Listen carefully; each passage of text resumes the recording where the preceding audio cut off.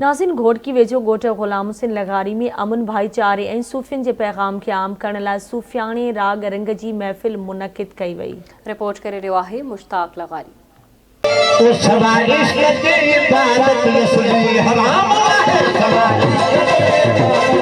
हिन नफ़सा नफ़सी वारे दौर में जिते आम माण्हू वॾी मुश्किलातुनि सां ज़िंदगी बसर करे रहियो आहे त हुते ई क़ल्बी सुकून हासिल करण लाइ सूफ़ियाणे राग रंग जी महफ़िलूं बि जारी आहिनि। अमन प्यार मोहब्बत जी प्रचार करण लाइ घोटकी भरिसां ॻोठ ग़ुलाम हुसैन लगारी में फ़कीर मीर हसन लगारी पारां सूफ़ियाणे राग रंग जी महफ़िल मुनक़िद कई वई। सूफ़ियाणी महफ़िल में रहमान लगारी, तुफ़ैल लगारी, अजमल लगारी, जहांगीर लगारी, हबीबुल्लाह लगारी समेत वॾे अंग में माण्हुनि शिरकत कई, जंहिं में सिंध जे मशहूर सूफ़ी विरागिन सूफ़ियाणा कलाम ॻाए महफ़िल में मौजूद माण्हुनि ते वजद तारी करे छॾी।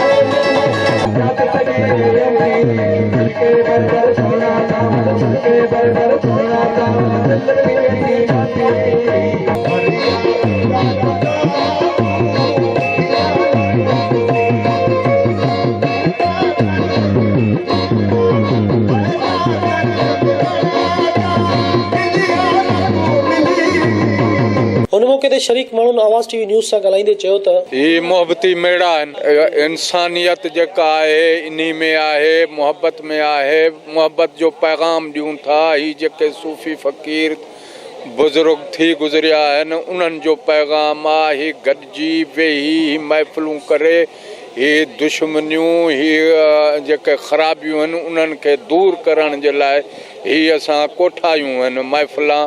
जीअं हिक ॿिए सां मोहब्बत सां उथण, मोहब्बत सां वेहण, प्यार सां, इन्ही पैगाम सां असांखे पैगाम पहुचायो आहे। असीं वरी उन्हनि जे सिलसिले खे जारी रखूं था। असांजो ही मुर्शिदनि जो पैगाम आहे, सूफ़ियुनि जो पैगाम आहे, जंहिंमें सिर्फ़ु प्यार मोहब्बत खां सवाइ ॿी का ॻाल्हि न आहे। उन प्यार मोहब्बत जे पैगाम खे असां रोशन रवा रखूं था।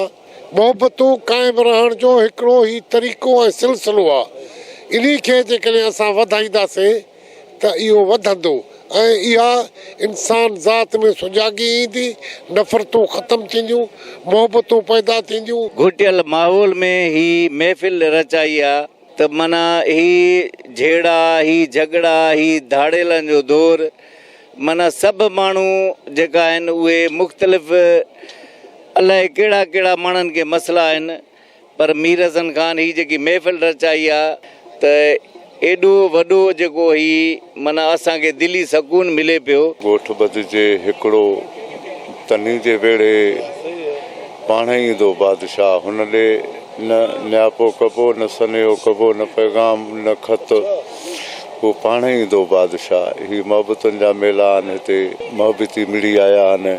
इहा वॾी हिकिड़ी ख़ुशनसीबी आहे। मेले मल्हाइण वारे खे बि जसा। अॼोके घुट ऐं बुसट वारे माहौल में तसव्वुफ़ जी प्रचार करण जी घणी ज़रूरत आहे। सूफ़ी अज़म जे फ़लसफ़े में अमन, मोहब्बत ऐं भाईचारे जा समूरा रंग समायल आहिनि। सूफ़ियुनि, दरवेशनि, वलियुनि जे पैगाम ऐं फ़िक्र खे सूफ़ी फ़कीर झट झंग पहुचाए रहिया आहिनि। सूफ़ी शाइरनि जे कलामनि में इंसानियत ऐं अमन जो पैगाम मिले थो। कैमरामैन फरीद मलिक सां गॾु मुश्ताक शाही लगारी, आवाज़ टीवी न्यूज़, घोटकी।